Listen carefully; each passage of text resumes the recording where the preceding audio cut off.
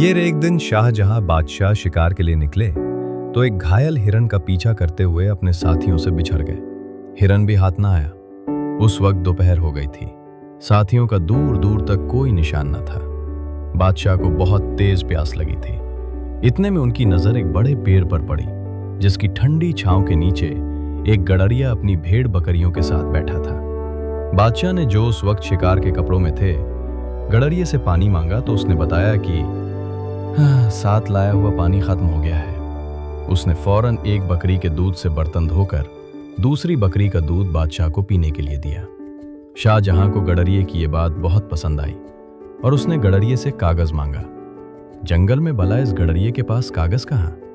बादशाह ने एक बड़ा पत्ता तोड़कर उस पर खंजर की नोक से कुछ लिखा और गडरिये को देते हुए बोला, ये लो अपना इनाम। हमने तुम्हें 2 गांव जागीर में दिए हैं।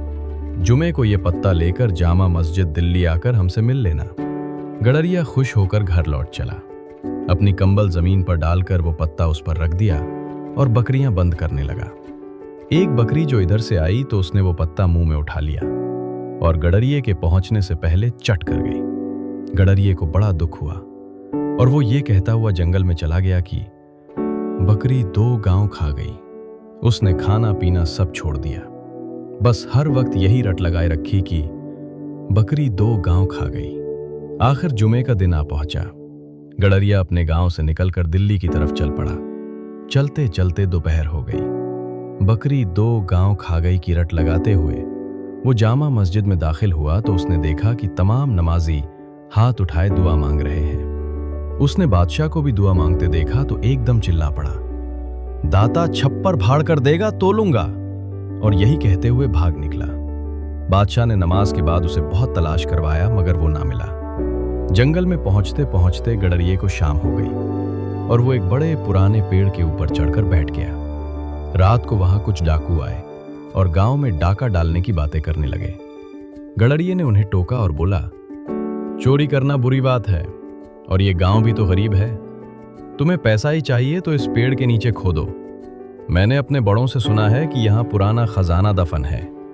ये कहकर वो गांव की तरफ दाता छप्पर फाड़ कर देगा तोलूंगा की रट लगाता हुआ चला गया। डाकुओं ने बड़ी बहस के बाद जमीन खोदी तो वहां सच में 2 बर्तन निकले जिनमें सांप और बिच्छू भरे हुए थे।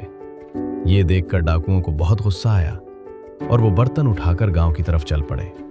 एक झोपड़े से गडरिये की आवाज आ रही थी। उन्होंने वो दोनों बर्तन उसके आंगन में उलट दिए ताकि सांप बिच्छू उसे डस लें, लेकिन उनमें से अशर्फियां गिरने लगी। सारा गांव अशर्फियों की आवाज से जाग गया और डाकू सिर पर पांव रखकर भाग गए। गडरिये ने दौलत देखकर नारा लगाया, दाता तू सच्चा है, तूने मुझे छप्पर फाड़ कर दिया है।